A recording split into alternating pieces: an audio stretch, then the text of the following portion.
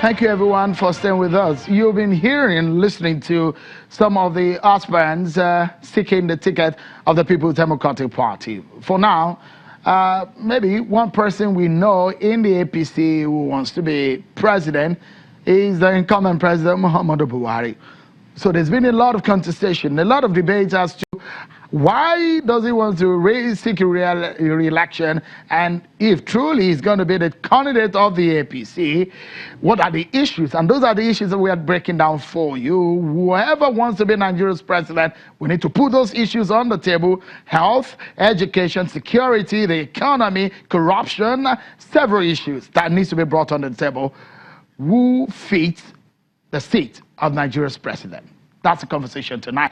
And this gentleman in the studio with me, the APC chieftain and the spokesperson of the APC in Lagos, Mr. Joe Igbekwe, sitting side by side, though they're not agreeing at all. He's a chieftain of the PDP, Mr. Segun Sowunmi, and also the spokesperson of the Atiku campaign organization. Before we went on that break, I was going to allow Mr. Igbekwe some more time to speak on, because I gave you pretty much, because I'm calculating the time, because politicians, they say you gave me 12 minutes, you gave him 8 minutes. So we need to balance this up. That's what we do here on Channels Television. So Mr. Igbekwe, let me give you about a minute or more to balance up what the time Mr. Sowunmi has spent.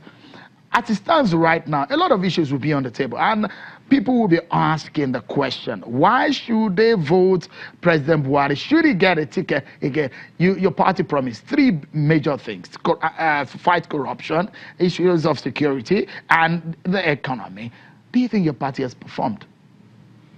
You see, if you do not know where you're coming from, you may not know where you are going. I want to ask you a question. You don't ask me a question. Has he given corruption a bloody nose in this country? I would say yes. Bloody nose. In the sense that this is the first time in the history of this country where somebody will return millions, return houses, people, return cars, and it does not mean anything to you. And it also mean something that there are talks about the fight is one-sided? It's not one-sided. And there's a lot of witch hunts. Those are some of the criticisms. A figment of the imagination of people who destroy Nigeria, and they will not want anybody to fix it. The man is fixing Nigeria big time, but it will take time. I'm not a lawyer. So we need another 4 years. Is that what you're saying? Yes. Yes. Yes. Because a country that was brought down in 16 years cannot be fixed. And do you think that Nigerians understand that language? We are explaining to them. There's nothing you can do. You think that explanation we do for 2019? Especially when the stolen money is no longer flowing.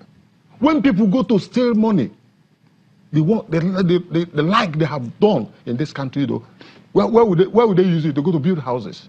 They go to buy cars. For their girlfriends, they travel, they buy houses all over the world. So it's not happening right now?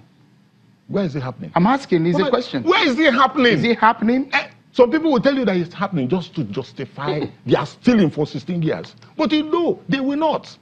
Somebody who is used to easy money will not believe will not ever trust this president. Mr. Sowunmi, they are knocking their heads against will Nigerians believe your party? Because he has ascribed a lot of issues that your party is alleged that your party has participated in a lot of destruction of this country. Those are his words. Look. You should just tell Joe to look at the accounts of Lagos State that he has worked in, that has been in opposition, and tell me that they've not been stealing the place blind. But I'll come to those are strong allegations. Very, very so strong. when you make allegations, he made very strong allegations. But I asked him to substantiate. Yeah, I'm going to substantiate some of them here.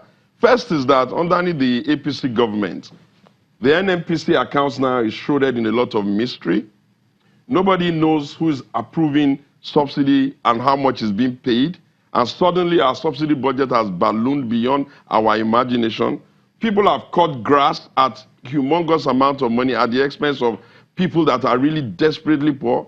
People have brought in people that they found money in people's houses underneath what's the name of that guy that was in charge of Nigeria Intelligence Agency, and we can't hear anything about it. The whole place is just a mess.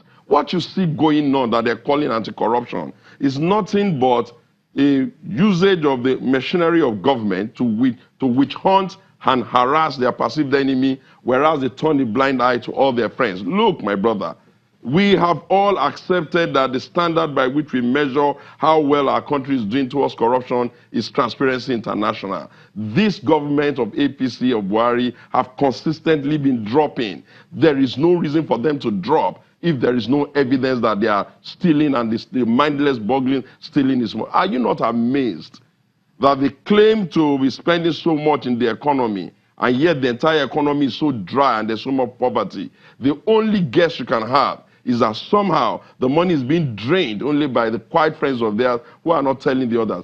Away from that, look, anybody can be the candidate of another party. I do not begrudge them the right to give their ticket to their candidate.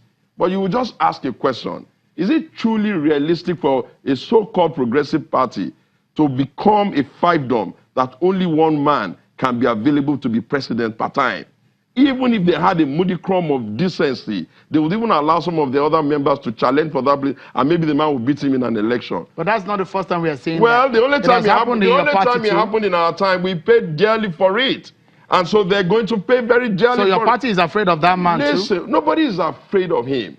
Your party is not afraid of running against Buhari in 2019? Let me explain something considering his antecedents. Let me explain something to you. What are his antecedents? Whatever he thinks he has in Kano is gone because Kwankwaso is no more there. Whatever he thinks he has in Kwara is gone because Bukola is no longer there. Whatever he thinks he has in Adamawa and his environment is gone because of Waziri and a host of other. Whatever he thinks he has in the Middle Belt is gone because of the fact that he had allowed bloodletting there that has left unmeted. Whatever he has in Sokoto is gone because Tambuwa is no longer there. And Wamako, what about Wamako in Sokoto? No. What you see, I'm not saying that Wamako will not pull his own, but at least he's not going to get whatever it is that Tambuwa brought to the table. You have to understand that this guy has contested the election before and he has lost. Just a moment. There are other issues. He's going to lose now. There are other issues. Unless, of course, he rigs. There are other issues that we need and we won't let him bring into the table. And it's some of the internal politics of the APC. Before the big stage, he said a lot of talk about who will be the candidate and how this process will bring a candidate.